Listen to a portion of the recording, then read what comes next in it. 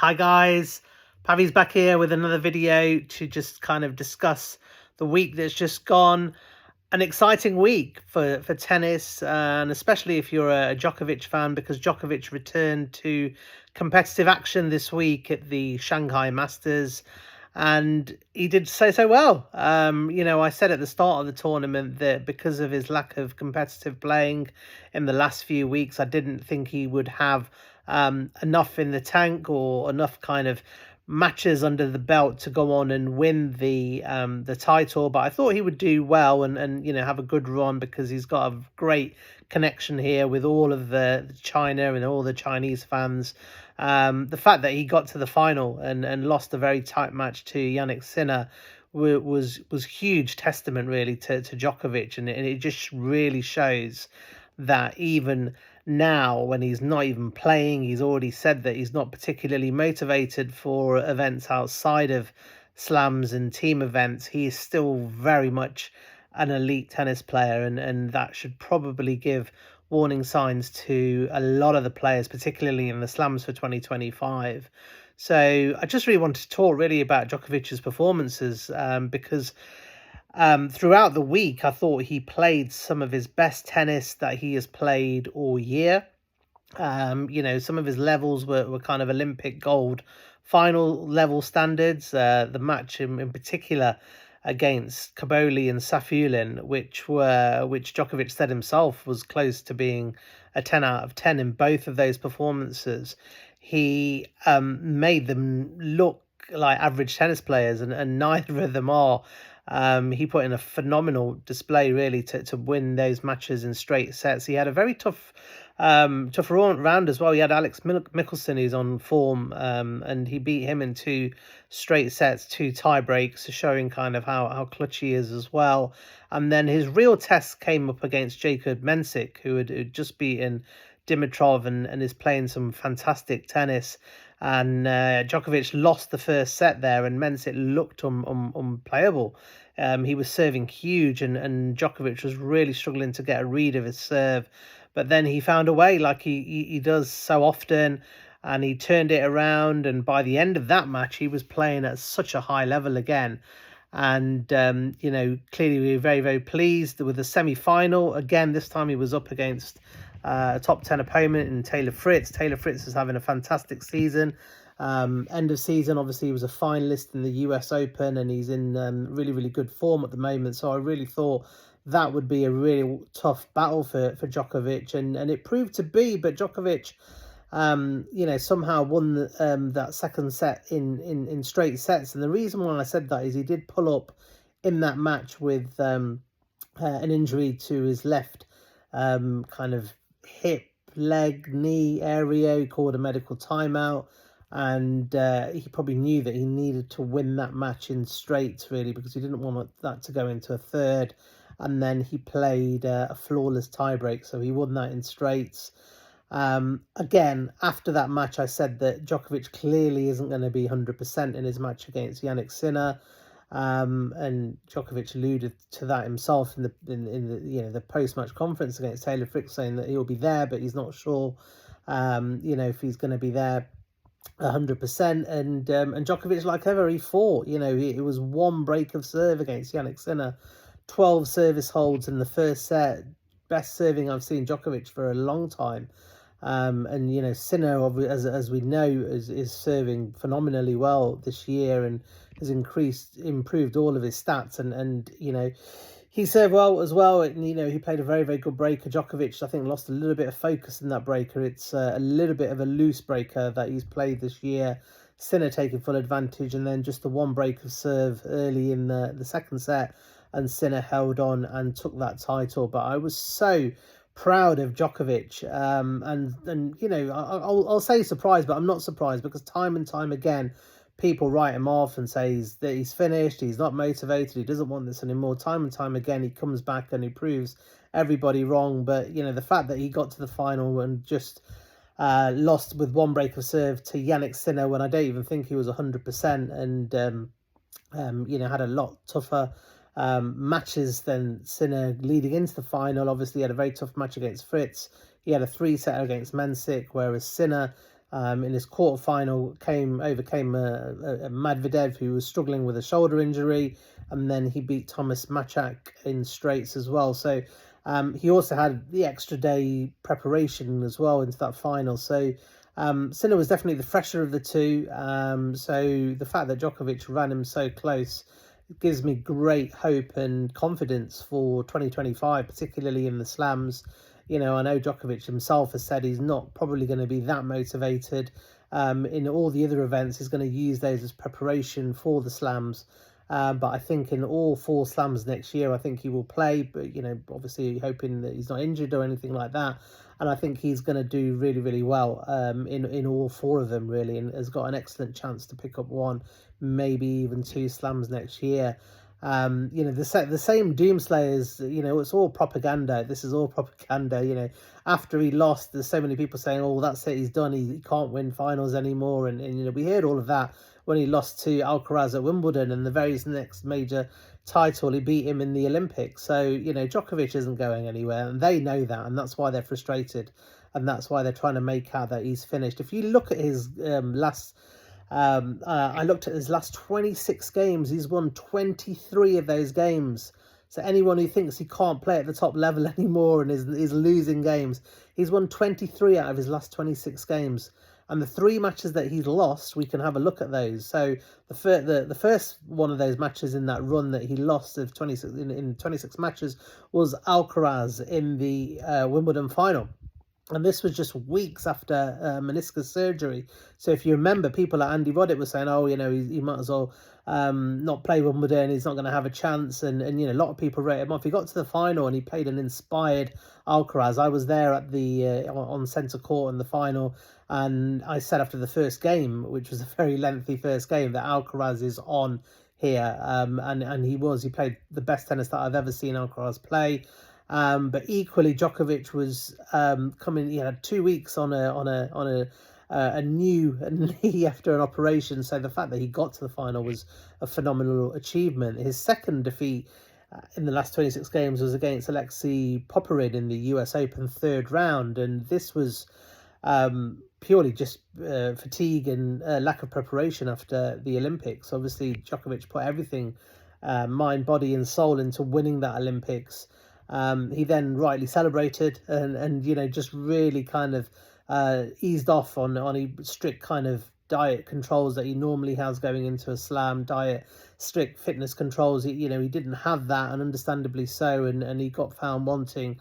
And then the defeat at Shanghai, which was against the world number 1 Yannick Sinner, who's banging on form, and he lost very, very marginally. And I think if he didn't pick up that little bit of a strain that he did in the towards the end of the match with Fritz, I think he would have won that as well. So yeah, to all those people who think Djokovic is finished, you just have to look at the stats, and it just makes me laugh because they are desperate that he is no longer the player that he is, and that's not the case. He's still super fit. Yes, he's won everything that tennis has got, so he probably lacks a bit of motivation maybe on some of the other events, but he's already told us countless times that for the Grand Slams he is fully motivated. He wants to get to 25, and I believe that next year he will get to 25 slams. I don't think that's any question of a doubt. So yeah, so that's Djokovic on court. Off court, Djokovic, wow, what love and support he got from China and the China Noble fam. I've never seen so much support for Djokovic outside of Serbia and against every other player. Everyone was supporting him, whether he was winning or losing. They were behind him. Djokovic really appreciated that support. At the end of the match, it almost looked as though Djokovic had won the amount of kind of cheers he was getting. And, that is just testament really to Novak. He kind of inspires people from all over the world with who he is, not just as a player, but also as a person. And the fact that he's got to where he is by just working hard and having a very strict diet and fitness regime, and doing his yoga, his Pilates and gluten-free diet, and just really looking after his body. So full testament to him. It was lovely to see. Really enjoyed Shanghai. Sort of some great matches. And obviously great to see Djokovic back. There's been a lot happening in tennis off court at the moment, so it was good to kind of just take the focus off and see Djokovic doing what he does best. So that was really, really good. Obviously, the news just before the weekend last week as well was the announcement of Rafael Nadal retiring. Big news there. Obviously, for me, I wasn't particularly surprised. Nadal's pulled out of a number of tournaments this year. I think he's been a little bit off the pace for a good 2 years now, to be honest. I think he's lacked that cutting edge. I've said in quite a few of his matches that he has played and hadn't withdrawn from, was that he was missing his spin and his power. Everything was a little bit down, which meant that you could still beat players outside of the top 50. But anyone kind of inside the top 50, top 20, and particularly top 10, it was becoming apparent that he just wasn't at that level anymore. So I wasn't surprised. What can I say about Rafa Nadal?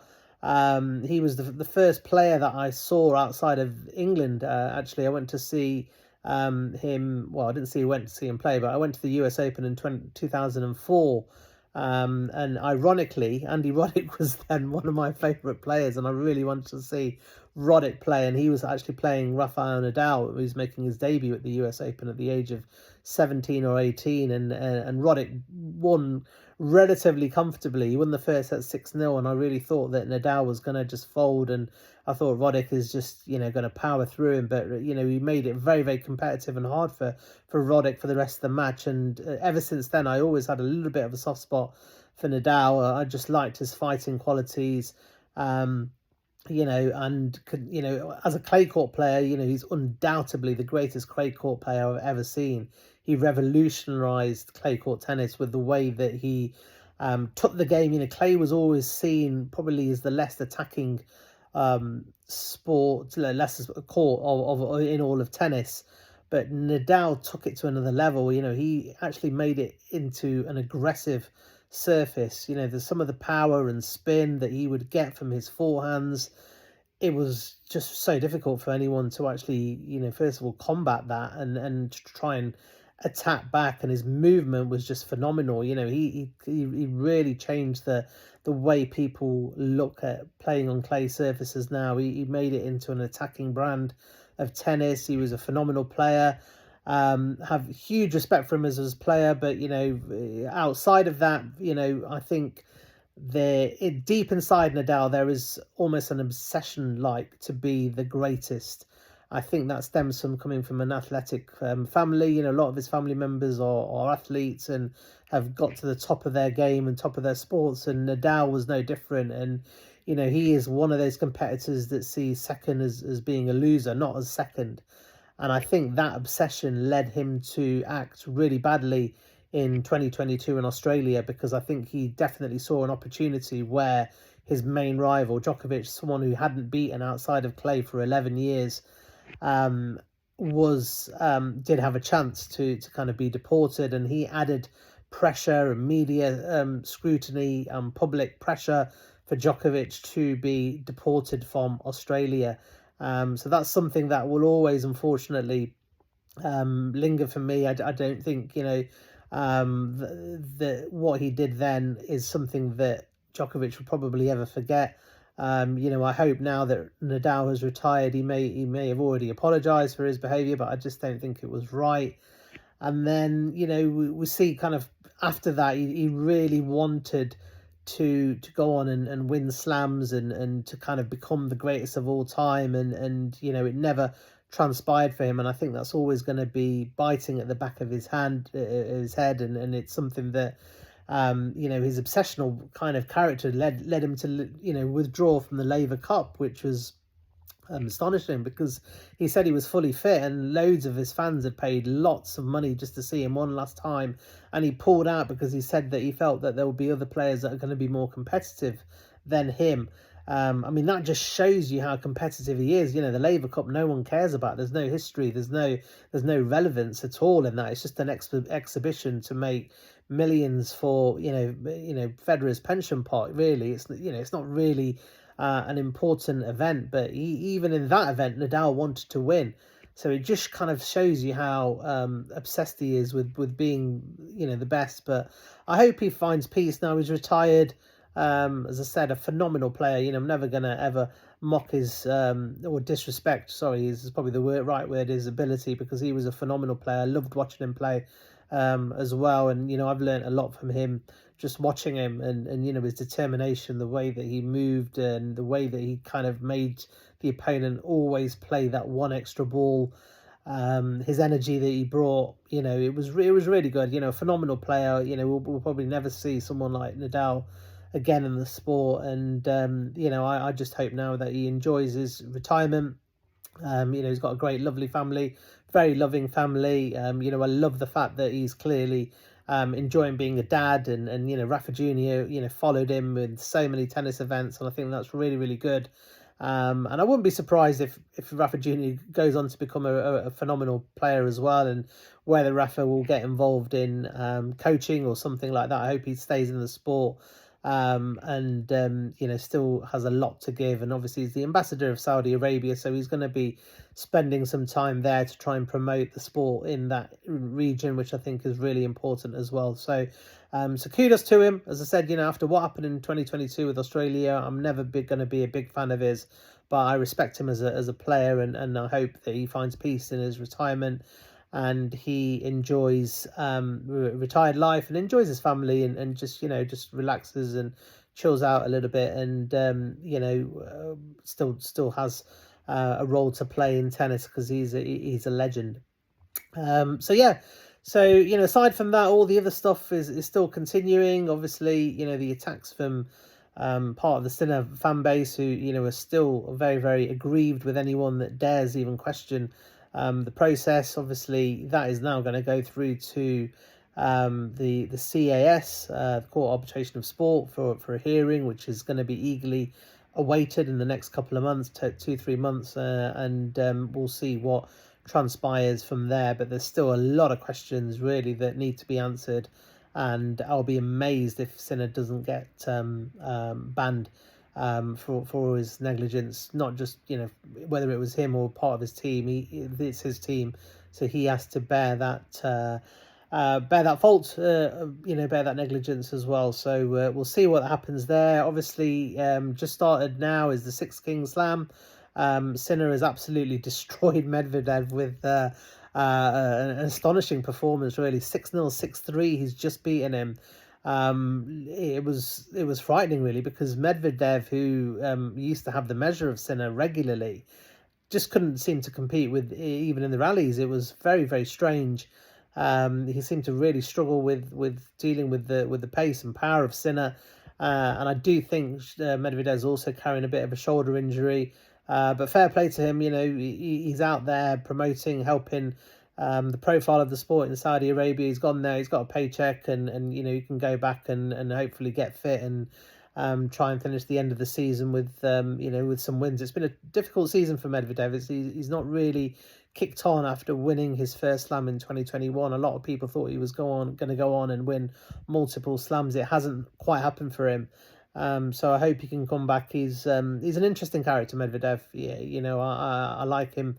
I think he brings a lot of excitement to the sport, and wish him well. So Sinner Djokovic, we've literally just had it a couple of days ago, and we're not going to see it tomorrow. So unbelievable, really. We're quite lucky, really, in the fact that we're going to see them play again tomorrow. How it will go tomorrow, I haven't got a clue. It's an exhibition. I think Djokovic will probably will be free and have a swing. Sinner is almost like a machine. Like he's very focused, very channeled. He's not going to want to give anything away. So I think he'll just be really pumped and focused, and kind of he'll want to win again. But let's see. I'm going to enjoy it. It doesn't really make any difference in terms of who wins or not. It's an exhibition, and the priority is to get the profile of tennis raised in not just Saudi Arabia but also the Middle East. How many events do we get in the Middle East? It's very, very rare. The Laver Cup promised us to take tennis to places that doesn't see a lot of tennis. The Middle East is one of those places.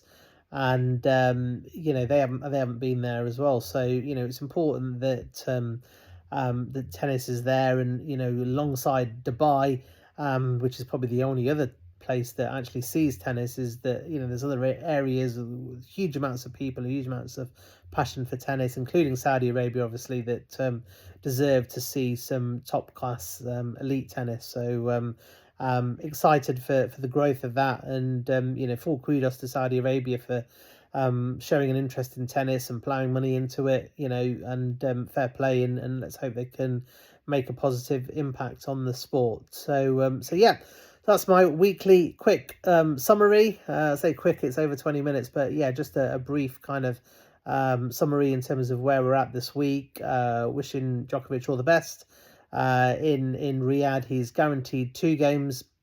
So if he even if he loses against Sinner tomorrow, he will then face a third and fourth place match as well. So he's guaranteed 2 matches. I think he's going to go out there and enjoy it. The fact that he made the finals of Shanghai makes it very likely that he will actually qualify as one of the top 8 players for the end of tour finals. So that's something that he may or may not want to do. I think he will have a look at his scheduling and diary. I think he probably will play that. I think he will play Paris, which he likes playing and has a lot of success as a preparation, and then the World Tour finals as well. And he's already said that he's going to go out and be with support Nadal in the Davis Cup in Spain, which I think is just testimony really to what kind of guy he is. And you obviously said some really nice words about Nadal as well. So yeah,